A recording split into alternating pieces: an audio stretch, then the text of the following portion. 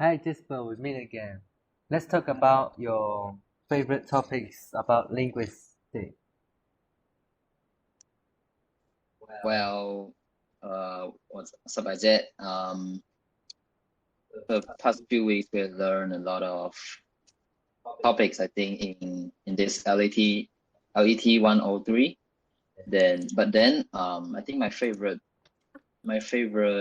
topic would be the morphology because ever since it seems my secondary school time, I had a huge interest in patient in looking out for vocabs. So it really, when I come across these topics, it really, what do you say? It really entertained me about this, about how vocabs and how words are made up and formed.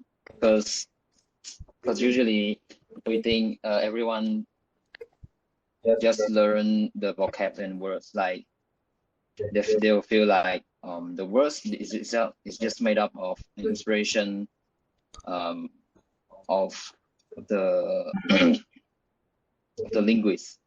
But after coming across these topics, we all know that we all learned that words had a lot of simple parts, can be broken down into simple parts, and it carries some um, grammatical meaning and system component.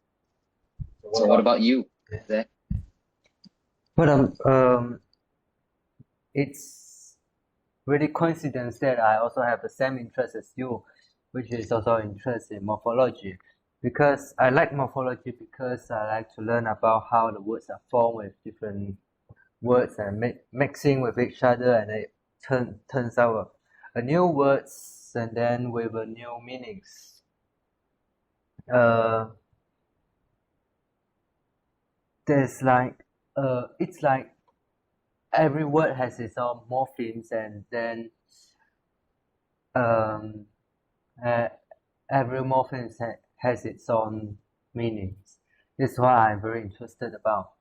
What about you? Can you give any examples or what you really interested in about morphemes? Well, about morphine, learn about I think it's agentive and comparative morphine, if not mistaken.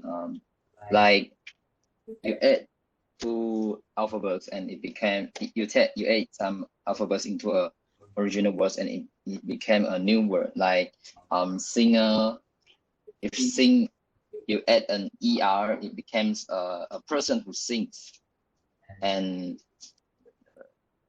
for paint, you add an er, it becomes a painter who paint.